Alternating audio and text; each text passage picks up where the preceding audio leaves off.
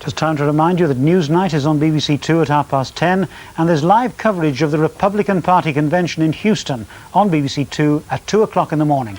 But that's the 9 o'clock news tonight. Good night.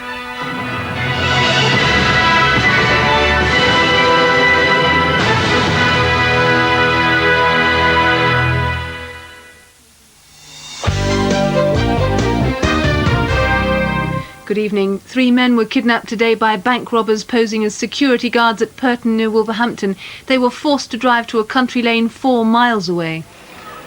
3 security guards were about to make one of their regular deliveries of cash to this Purton branch of the NatWest Bank at 10 o'clock this morning. At the back entrance, they were met by 2 men dressed as security guards who threatened them with handguns. One of them got into the security van and told them to follow another van driven by 2 men. They were led to this remote field 4 miles away near the hamlet of Great Moor. Here a substantial amount of cash was handed over and the 3 robbers left together. The 3 kidnapped security guards have all been treated for shock. The police say it'll take days to assess how much cash the robbers took. Forensic officers are examining the robbers' van, which was owned by a Leicester firm which has now gone out of business. A businessman from the Wirral is negotiating to buy Jensen's, the West Bromwich luxury car maker, which is facing liquidation. Peter Gardner hopes to move production to Wallasey and create 50 new jobs.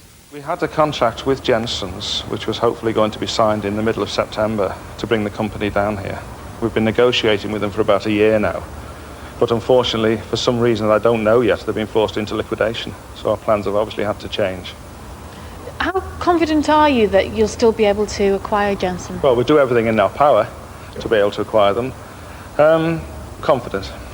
A baby boy is recovering in hospital tonight after being rescued from a burning house in Leicester. Firefighters had to break into a first-floor bedroom to rescue the child. The house was badly damaged.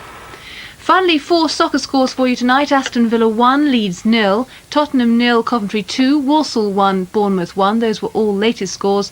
And finally, result, West Brom 1, Plymouth 0. Well, that's been the Midlands news for you so far this evening. On to the weather forecast now with Michael Fish. Good evening. Who'd be a weatherman? We certainly have a difficult one tonight. We are going to get some outbreaks of fairly heavy and thundery rain.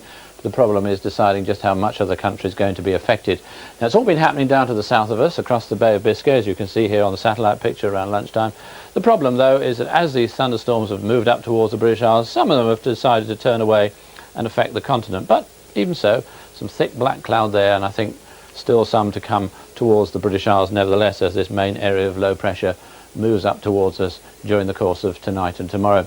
Now already we can see on the radar down there in the English Channel, or rather across Normandy, the first of those outbreaks of thundery rain. The computer fits it all very nicely and pushes it up across the southeastern corner during the course of tonight, and then moves it away tomorrow. And then once that's out of the way, we begin to see some more cloud and rain moving in from the west through those northwestern parts. So it's going to be a very mixed, unsettled bag of weather, I think, in the next few days. So around about midnight, the first of those thundery outbreaks beginning to arrive on the south coast of England, and many southeastern parts affected later on in the night. Some pretty heavy thunderstorms and thundery rain, especially in the extreme southeast there. Some gusts of wind to go with it. But further to north, it'll be a fine night, apart from just the odd passing shower in the far northwest. Chilly night in the north there, a fairly warm one in the cloud and rain in the southeast. Now that area of low pressure is going to be close to us for a good part of tomorrow. It does mean to say that the southeastern half of the country will start off with further outbreaks of thundery rain, but that will move away during the course of the day to eventually be replaced by much brighter conditions, with just maybe 1 or 2 showers. At the same time, the bright weather in the north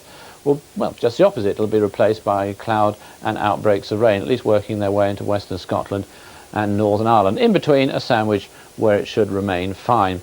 Those are the temperatures tomorrow, a little bit lower than today in most areas. Now on Friday, we're going to find that second band of rain grinds to a halt through central parts, fine in the north, fine in the southeast, but some more wet and windy weather spreading in from the west on Saturday.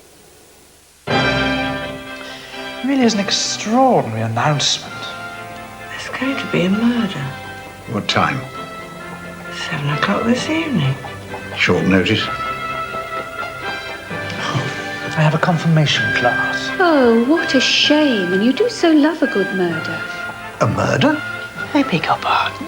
Sounds very exciting. A murder is announced. Miss Marple investigates. Saturday at 8:05 on BBC1. Watching the detectives. Infiltrate my own Nick? That's the idea. You're either in or you're out. Between the Lines on BBC1. I'm in. And if we find you're having us over backwards, Tony, we'll do your legs like a steamroller. Well, there's drama in BBC One's late film tonight when a convict's release from prison draws the daughter he's never met into a murderous secret. Tommy Lee Jones stars in The River Rat at 11:10. That's after the concluding part of Children of the Dragon, starring Bob Peck as a cancer specialist whose obsessive search for a missing professor is becoming entangled in the uprising of Tiananmen Square.